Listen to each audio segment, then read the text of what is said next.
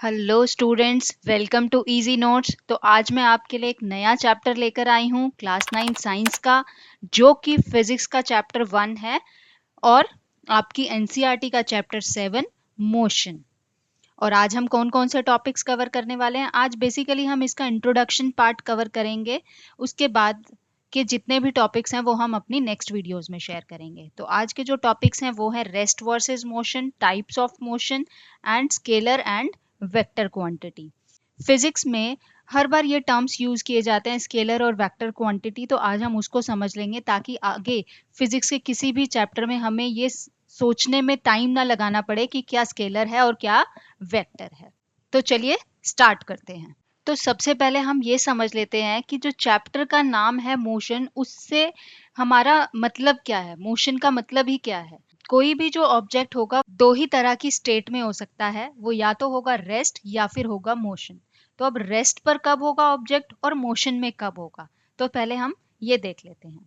तो पहला है हमारा रेस्ट, कि कोई भी बॉडी रेस्ट पर तब होगी अगर उसकी पोजीशन टाइम के साथ चेंज नहीं हो रही है। जैसे अगर मैं यहाँ एक पॉइंट ए पर खड़ी हूँ और अगर मैं 10 मिनट बाद देख रही हूँ तो मैं उसी पॉइंट पर खड़ी हूँ, तो दैट मीन्स मेरी पोजीशन चेंज नहीं हो रही है with time and with respect to a reference point. मतलब मैं ए पॉइंट से देख रही हूँ तो ए पॉइंट के रेफरेंस में मेरी पोजीशन चेंज नहीं हो रही है। तो यानी कि बॉडी वहां पर रेस्ट है। बॉल कोई पड़ी है तो वो वहीं पर पड़ी है, उसी पोजीशन पर पड़ी है। थोड़ी देर बाद भी देखें तो वो वहीं पर पड़ी है, दैट मीन्स वो बॉल जो है वो उस टाइम रेस्ट पर है। जैसे ये बॉल है, ये इसका रेफरेंस पॉइंट था एक्स जो हमने देखा कुछ टाइम पहले।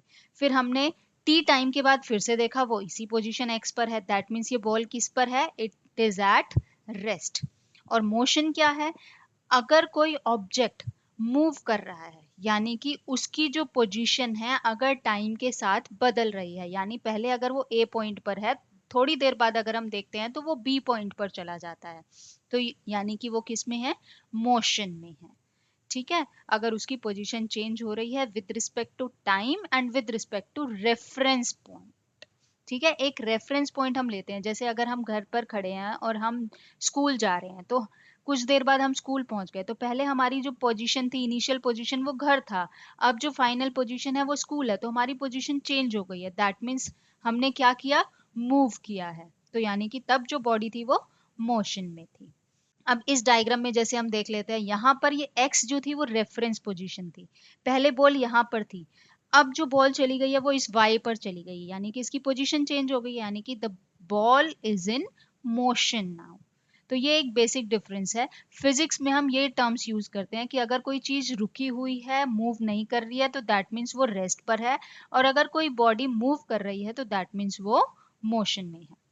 जैसे ये घर है, घर उसी पोजीशन पे खड़ा रहता है, ट्री उसी पोजीशन पे खड़ा रहता है, तो जितने भी ऑब्जेक्ट्स अपनी पोजीशन पर खड़े रहते हैं that means these objects are at rest. और कोई मूव कर रहे हैं तो दैट मीन्स वो मोशन में है। जैसे ये बच्चे खेल रहे हैं, ये फुटबॉल चल रही है, बटरफ्लाई उड़ रही है, तो ये सब जो हैं ऑब्जेक्ट्स, ये मोशन में है। इस चैप्टर की हेडिंग का मतलब अब आपको समझ में आ गया होगा। तो चलते हैं आगे, टाइप्स ऑफ मोशन। तो अब हम पढ़ते हैं टाइप्स ऑफ मोशन। तो मोशन हमारी बेसिकली थ्री टाइप्स की होती है। पहला है हमारा सर्कुलर मोशन, जैसे अर्थ के चारों तरफ कोई सैटेलाइट मूव कर रहा है तो वो सर्कुलर मोशन में मूव करता है, तो उसको हम बोलते हैं सर्कुलर मोशन। दूसरा है लीनियर मोशन, इस मोशन को हम रेक्टिलीनियर मोशन भी बोलते हैं, यानी कि अगर कोई ऑब्जेक्ट स्ट्रेट लाइन में मूव कर रहा है तो उसको हम बोलते हैं लीनियर मोशन। थर्ड वन है वाइब्रेटरी और ऑसिलेटरी मोशन, यानी कि टू एंड फ्रो मोशन। जैसे पेंडुलम होता है, ये आपका पेंडुलम है, ये बॉब होता है, यहाँ पर वो ऐसे जा रहा है, फिर वापस आ रहा है, फिर ऐसे जा रहा है, तो इस तरह की जो मोशन होती है इसको हम टू एंड फ्रो मोशन बोलते हैं।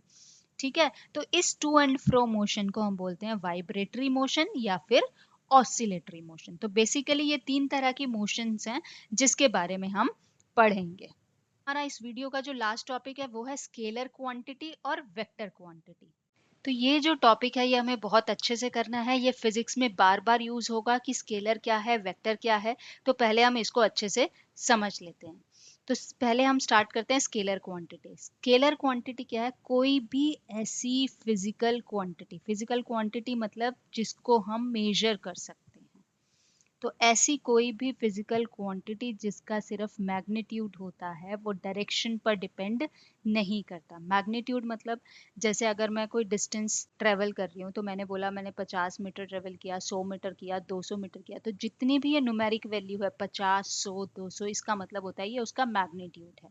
ठीक है, तो जिसका सिर्फ मैग्नीट्यूड होता है डायरेक्शन नहीं होती, वो होती है स्केलर क्वांटिटी। इसका एग्जांपल है डिस्टेंस और स्पीड।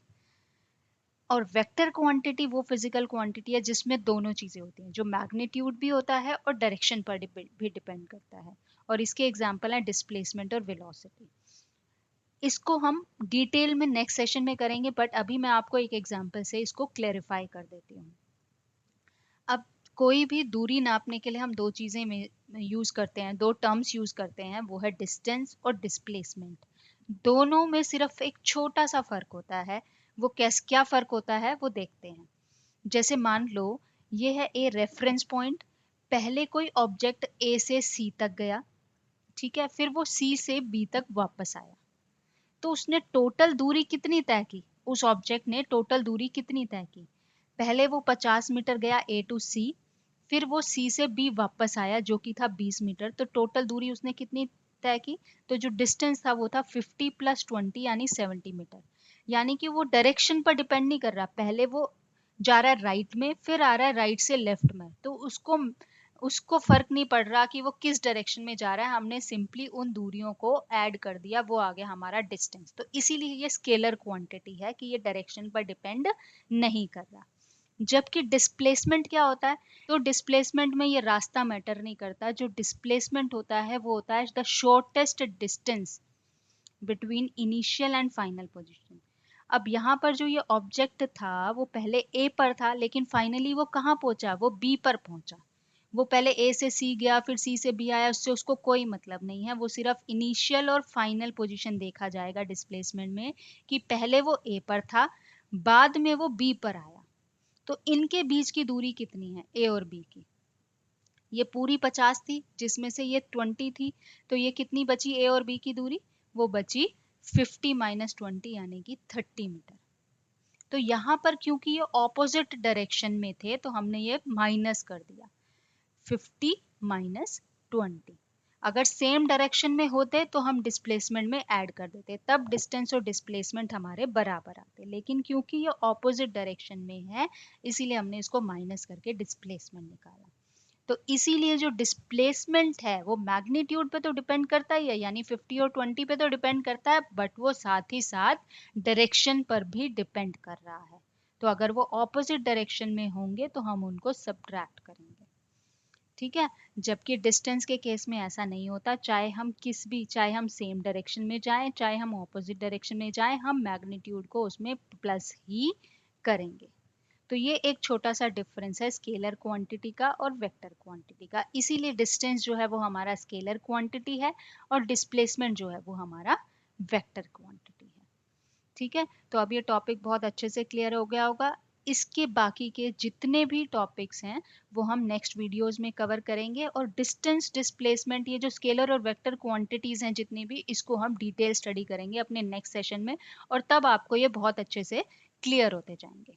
तो मिलते हैं और भी इंटरेस्टिंग टॉपिक्स के लिए अपने नए सेशंस में। तब तक के लिए bye, take care, thank you for watching.